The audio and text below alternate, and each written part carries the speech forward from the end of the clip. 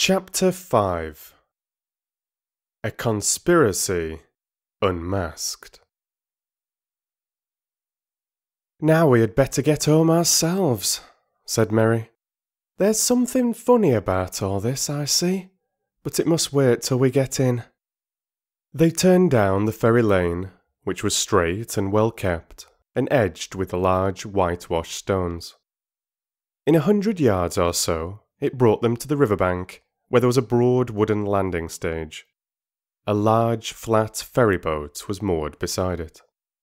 The white bollards near the water's edge glimmered in the light of 2 lamps on high posts. Behind them, the mists in the flat fields were now above the hedges, but the water before them was dark, with only a few curling wisps like steam among the reeds by the bank. There seemed to be less fog on the further side. Mary led the pony over a gangway onto the ferry, and the others followed. Mary then pushed slowly off with a long pole. The Brandywine flowed slow and broad before them. On the other side the bank was steep, and up it a winding path climbed from the further landing. Lamps were twinkling there. Behind them loomed up the Buck Hill, and out of it, through stray shrouds of mist, shone many round windows, yellow and red.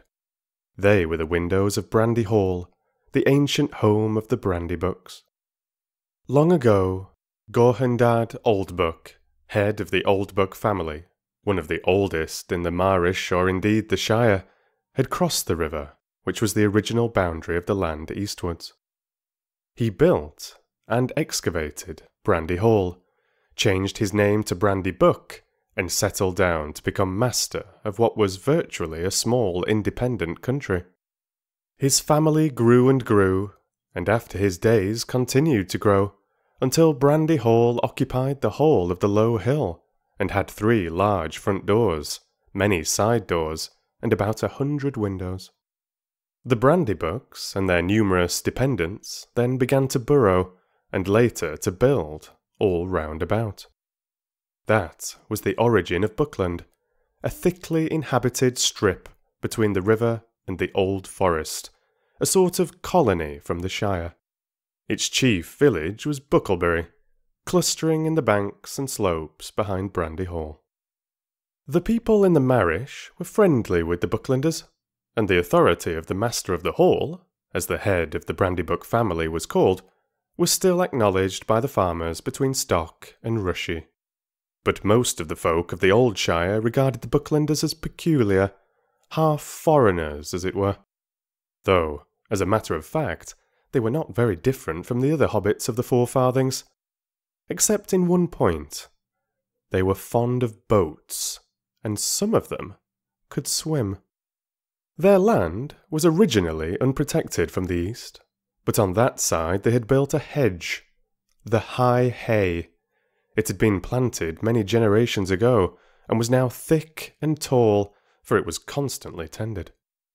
It ran all the way from Brandywine Bridge, in a big loop curving away from the river, to Havesend, where the Mithy Windle flowed out of the forest into the Brandywine, well over 20 miles from end to end. But, of course, it was not a complete protection. The forest drew close to the hedge in many places. The Bucklanders kept their doors locked after dark, and that also was not usual in the Shire. The ferry boat moved slowly across the water. The Buckland shore drew nearer. Sam was the only member of the party who had not been over the river before. He had a strange feeling as the slow, gurgling stream slipped by. His old life lay behind in the mists. Dark adventure lay in front. He scratched his head, and for a moment had a passing wish that Mr. Frodo could have gone on living quietly at Bag End. The 4 hobbits stepped off the ferry. Merry was tying it up, and Pippin was already leading the pony up the path, when Sam, who had been looking back as if to take farewell of the Shire, said in a hoarse whisper, "Look back, Mr. Frodo. Do you see anything?" On the far stage, under the distant lamps, they could just make out a figure. It looked like a dark black bundle left behind. But, as they looked, it seemed to move and sway this way and that, as if searching the ground. It then crawled, or went crouching, back into the gloom beyond the lamps. "What in the Shire is that?" exclaimed Merry. "Something that is following us," said Frodo. "But don't ask any more now. Let's get away at once." They hurried up the path to the top of the bank, but when they looked back, the far shore was shrouded in mist, and nothing could be seen. "Thank goodness you don't keep any boats on the west bank," said Frodo. "Can horses cross the river?" "They can go 20 miles north to Brandywine Bridge, or they might swim," answered Merry. "Though I never heard of any horse swimming the Brandywine. But what have horses to do with it?" "I'll tell you later. Let's get indoors and then we can talk." "All right. You and Pippin know your way, so I'll just ride on and tell Fatty Bolger that you are coming. We'll see about supper and things." "We had our supper early with Farmer Maggot," said Frodo, "but we could do with another." "You shall have it. Give me that basket," said Merry, and rode ahead into the darkness. It was some distance from the Brandywine to Frodo's new house at Crickhollow. They passed Buck Hill and Brandy Hall on their left, and on the outskirts of Bucklebury struck the main road of Buckland that ran south from the bridge. Half a mile northward along this, they came to a lane opening on their right. This they followed for a couple of miles as it climbed up and down into the country. At last, they came to a narrow gate in a thick hedge. Nothing could be seen of the house in the dark. It stood back from the lane in the middle of a wide circle of lawn, surrounded by a belt of low trees inside the outer hedge. Frodo had chosen it because it stood in an out-of-the-way corner of the country, and there were no other dwellings close by. You could get in and out without being noticed. It had been built a long while before by the Brandybooks, for the use of guests, or members of the family that wished to escape from the crowded life of Brandy Hall for a time. It was an old-fashioned, countrified house, as much like a hobbit hole as possible. It was long and low, with no upper story, and it had a roof of turf, round windows, and a large round door. As they walked up the green path from the gate, no light was visible. The windows were dark and shuttered. Frodo knocked on the door, and Fatty Bolger opened it. A friendly light streamed out.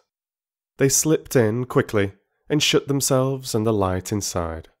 They were in a wide hall with doors on either side. In front of them, a passage ran back down the middle of the house. "Well, what do you think of it?" asked Merry, coming up the passage. "We have done our best in a short time to make it look like home. After all, Fatty and I only got here with the last cartload yesterday." Frodo looked round. It did look like home.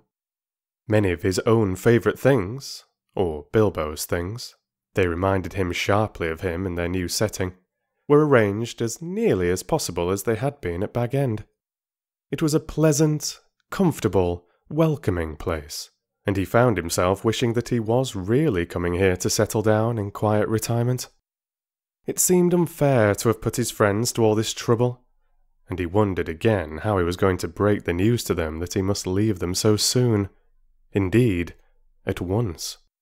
Yet, that would have to be done that very night, before they all went to bed. "It's delightful," he said with an effort. "I hardly feel that I have moved at all." The travellers hung up their cloaks and piled their packs on the floor. Merry led them down the passage and threw open a door at the far end. Firelight came out, and a puff of steam. "A bath!" cried Pippin. "Oh, blessed Meriadoc!" "Which order shall we go in?" said Frodo. "Eldest first, or quickest first? You'll be last either way, Master Peregrine." "Trust me to arrange things better than that," said Merry. "We can't begin life at Crickhollow with a quarrel over baths. In that room there are 3 tubs, and a copper full of boiling water. There are also towels, mats and soap. Get inside and be quick." Merry and Fatty went into the kitchen on the other side of the passage, and busied themselves with the final preparations for a late supper. Snatches of competing songs came from the bathroom, mixed with the sound of splashing and wallowing. The voice of Pippin was suddenly lifted up above the others in one of Bilbo's favourite bath songs. Sing hey for the bath at close of day that washes the weary mud away. A loon is he that will not sing. Oh, water hot is a noble thing. Oh, sweet is the sound of falling rain and the brook that leaps from hill to plain. But better than rain or rippling streams is water hot that smokes and steams. Oh, water cold we may pour at need down a thirsty throat and be glad indeed. But better is beer if drink we lack, and water hot poured down the back. Oh, water is fair that leaps on high in a fountain white beneath the sky, but never did fountain sound so sweet as splashing hot water with my feet. There was a terrific splash and a shout of "Whoa!" from Frodo. It appeared that a lot of Pippin's bath had imitated a fountain and leaped on high. Merry went to the door. "What about supper and beer in the throat?" he called. Frodo came out drying his hair. "There's so much water in the air that I'm coming into the kitchen to finish," he said. "Looks," said Merry, looking in. The stone floor was swimming. "You ought to mop all that up before you get anything to eat, Peregrine," he said. "Hurry up, or we shan't wait for you." They had supper in the kitchen on a table near the fire. "I suppose you three won't want mushrooms again?" said Fredegar without much hope. "Yes, we shall," cried Pippin. "They're mine," said Frodo. "Given to me by Mrs. Maggot, a queen among farmers' wives. Take your greedy hands away, and I'll serve them." Hobbits have a passion for mushrooms, surpassing even the greediest likings of big people. A fact which partly explains young Frodo's long expeditions to the renowned fields of the Marish, and the wrath of the injured maggot. On this occasion, there was plenty for all, even according to Hobbit standards. There were also many other things to follow, and when they had finished, even Fatty Bolger heaved a sigh of content. They pushed back the table and drew chairs round the fire. "We'll clear up later," said Merry. "Now tell me all about it. I guess that you have been having adventures, which was not quite fair without me. I want a full account, and most of all, I want to know what was the matter with old Maggot, and why he spoke to me like that. He sounded almost as if he was scared, if that is possible." "We have all been scared," said Pippin after a pause, in which Frodo stared at the fire and did not speak. "You would have been too, if you'd have been chased for 2 days by black riders. And what are they?" "Black figures riding on black horses," answered Pippin. "If Frodo won't talk, I will tell you the whole tale from the beginning." He then gave a full account of their journey from the time when they left Hobbiton. Sam gave various supporting nods and exclamations. Frodo remained silent. "I should think you were making it all up," said Merry, "if I had not seen that black shape on the landing stage, and heard the queer sound in Maggot's voice. What do you make of it all, Frodo?" "Cousin Frodo has been very close," said Pippin, "but the time has come for him to open out. So far we have been given nothing more to go on than Farmer Maggot's guess that it has something to do with old Bilbo's treasure." "That was only a guess," said Frodo hastily. "Maggot does not know anything." "Old Maggot is a shrewd fellow," said Merry. "A lot goes on behind his round face that does not come out in his talk. I've heard that he used to go into the old forest at one time, and he has the reputation of knowing a good many strange things. But you can at least tell us, Frodo, whether you think his guess good or bad." "I think," answered Frodo slowly, "that it was a good guess as far as it goes. There is a connection with Bilbo's old adventures, and the riders are looking, or perhaps one ought to say searching, for him or for me. I also fear, if you want to know, that it is no joke at all, and that I am not safe here or anywhere else." He looked round at the windows and walls, as if he was afraid they would suddenly give way. The others looked at him in silence, and exchanged meaning glances among them. "It's coming out in a minute," whispered Pippin to Merry. Merry nodded. "Well," said Frodo at last, sitting up and straightening his back, as if he had made a decision. "I can't keep it dark any longer. I have got something to tell you all, but I don't know quite how to begin.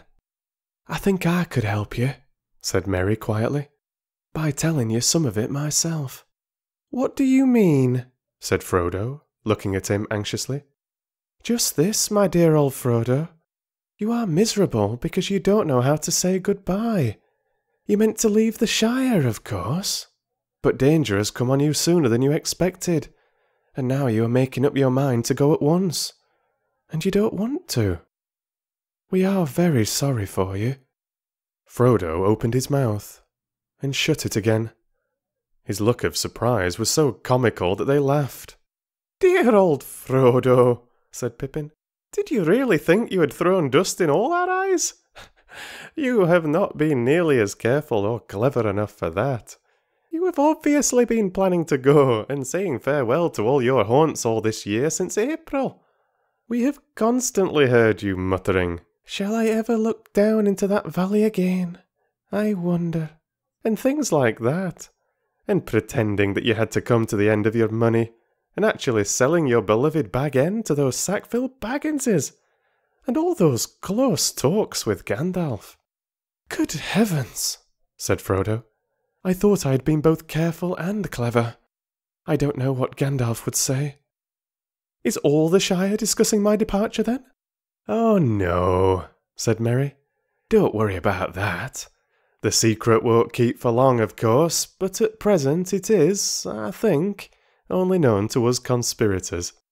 After all, you must remember that we know you well, and are often with you. We can usually guess what you are thinking. I knew Bilbo, too. To tell you the truth, I'd been watching you rather closely ever since he left. I thought you would go after him sooner or later. Indeed, I expected you to go sooner, and lately we have been very anxious. We have been terrified that you might give us the slip and go off suddenly, all on your own like he did. Ever since this spring we have kept our eyes open, and done a good deal of planning on our own account. You are not going to escape so easily." "But I must go," said Frodo. "It cannot be helped, dear friends. It is wretched for us all, but it is no use your trying to keep me. Since you have guessed so much, please help me, and do not hinder me." "You do not understand," said Pippin. "You must go, and therefore we must too. Merry and I are coming with you. Sam is an excellent fellow, and would jump down a dragon's throat to save you, if he did not trip over his own feet. But you will need more than one companion in your dangerous adventure." "My dear and most beloved hobbits," said Frodo, deeply moved. "But I could not allow it.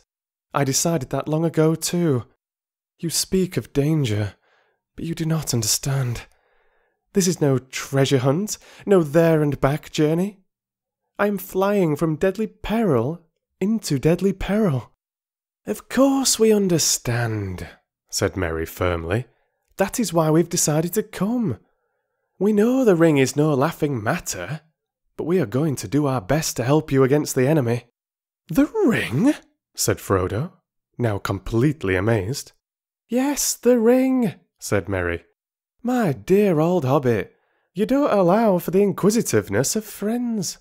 I have known about the existence of the ring for years, before Bilbo went away in fact. But since he obviously regarded it as secret, I kept the knowledge in my head, until we formed our conspiracy. I did not know Bilbo, of course, as well as I know you. I was too young, and he was also more careful. But he was not careful enough. If you want to know how I first found out, I will tell you." "Go on," said Frodo faintly. "It was the Sackville Bagginses that were his downfall, as you might expect. One day, a year before the party, I happened to be walking along the road when I saw Bilbo ahead. Suddenly, in the distance, the SBs appeared, coming towards us. I hardly had the wits to hide myself in a more ordinary fashion, but I got through the hedge and walked along the field inside. I was peeping through into the road after the SBs had passed, and was looking straight at Bilbo when he suddenly reappeared. I caught a glint of gold as he put something back in his trouser pocket. After that, I kept my eyes open. In fact, I confess that I spied. But you must admit that it was very intriguing, and I was only in my teens. I must be the only one in the Shire, besides you, Frodo, that has ever seen the old fellow's secret book. You have read his book? Cried Frodo. Good heavens above! Is nothing safe? Not too safe, I should say, said Merry. But I've only had one rapid glance, and that was difficult to get. He never left the book about. I wonder what became of it. I should like another look. Have you got it, Frodo? No, it was not at Bag End. He must have taken it away. Well, as I was saying, Merry proceeded, I kept my knowledge to myself till this spring when things got serious.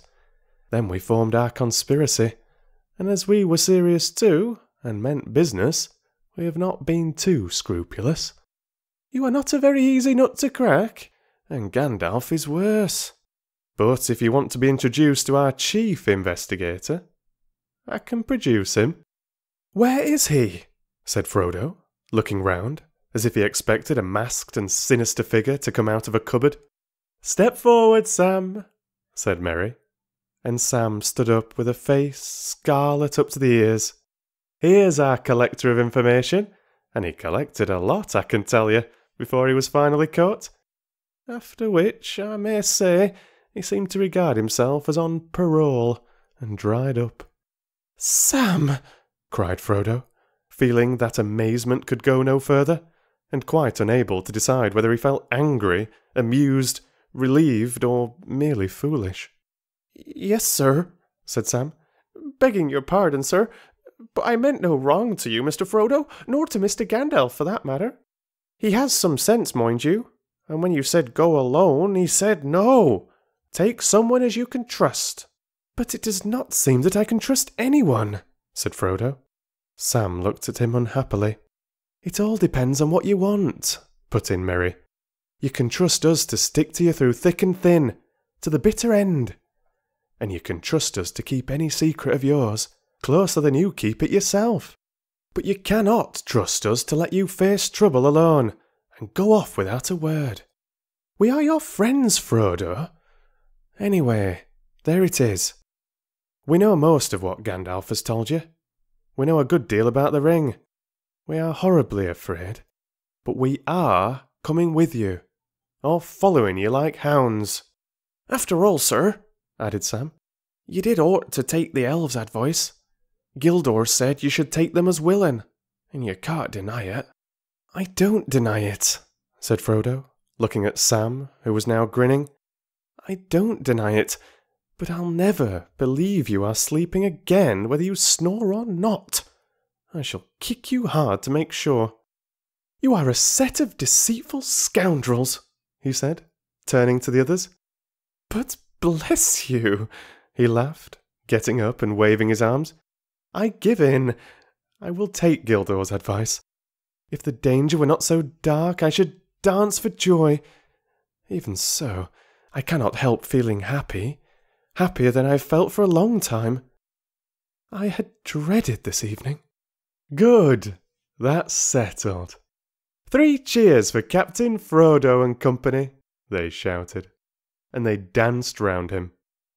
Merry and Pippin began a song, which they had apparently got ready for the occasion. It was made on the model of the dwarf song that started Bilbo on his adventure long ago, and went to the same tune. Farewell we call to hearth and hall, though wind may blow and rain may fall. We must away ere break of day, far over wood and mountain tall. To Rivendell, where elves yet dwell in glades beneath the misty fell.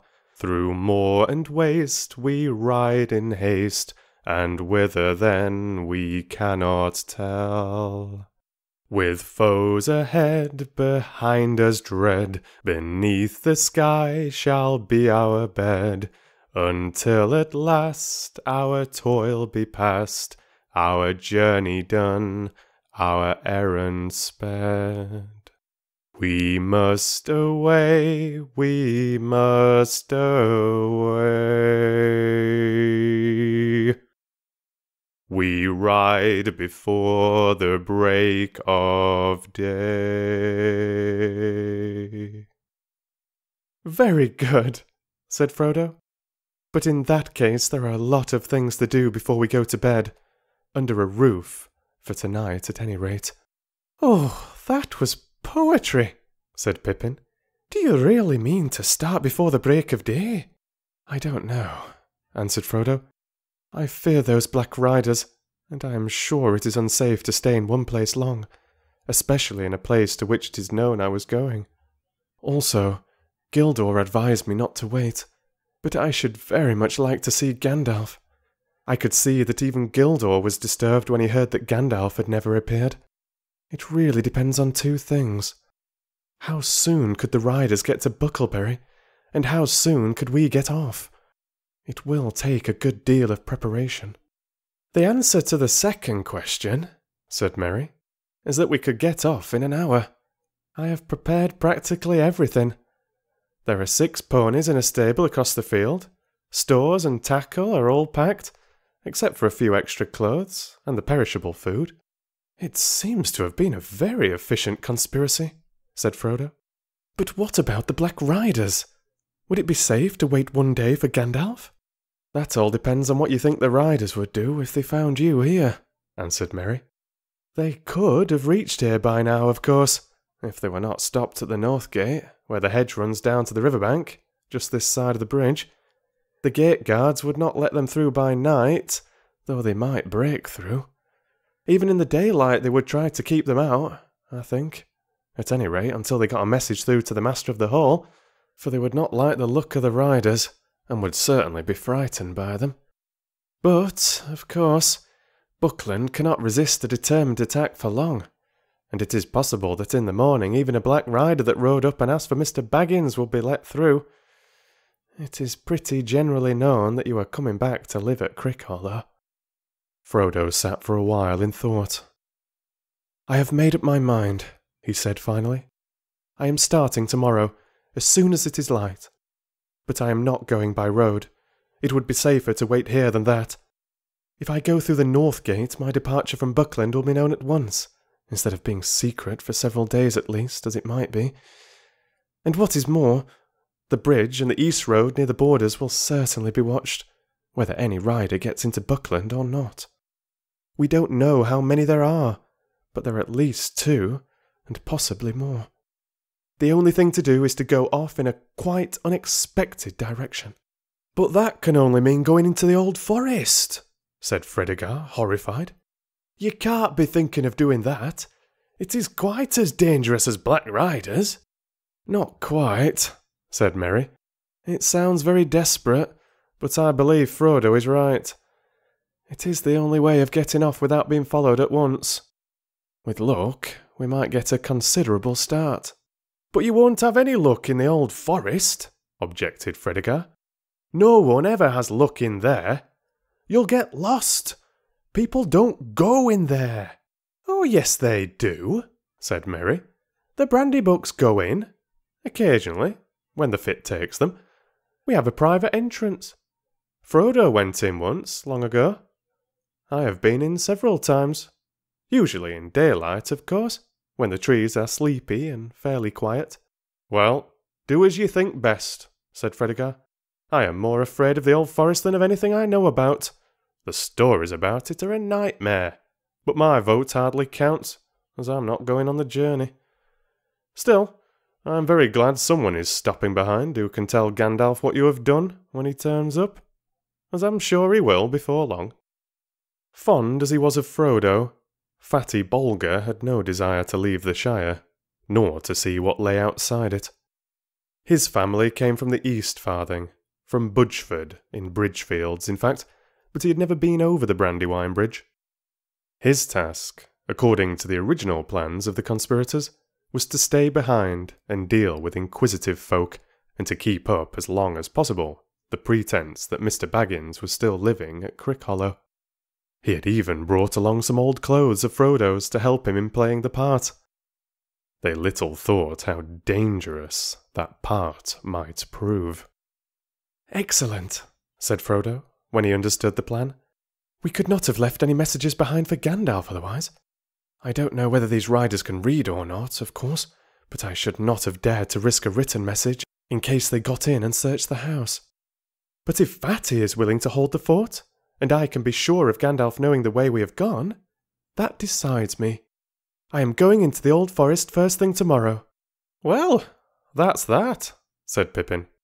"On the whole, I would rather have our job than Fatty's, waiting here till Black Riders come." "You wait till you are well inside the forest," said Fredegar. "You'll wish you were back here with me before this time tomorrow." "It's no good arguing about it any more," said Merry. "We have still got to tidy up and put the finishing touches to the packing before we get to bed. I shall call you all before the break of day."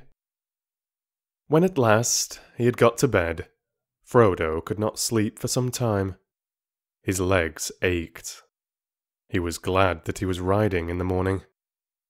Eventually, he fell into a vague dream in which he seemed to be looking out of a high window over a dark sea of tangled trees. Down below, among the roots, there was the sound of creatures crawling and snuffling. He felt sure they would smell him out sooner or later. Then he heard a noise in the distance. At first he thought it was a great wind coming over the leaves of the forest. Then he knew that it was not leaves, but the sound of the sea far off, a sound he had never heard in waking life, though it had often troubled his dreams. Suddenly he found he was out in the open. There were no trees after all. He was on a dark heath, and there was a strange salt smell in the air. Looking up, he saw before him a tall, white tower standing alone on a high ridge. A great desire came over him to climb the tower and see the sea.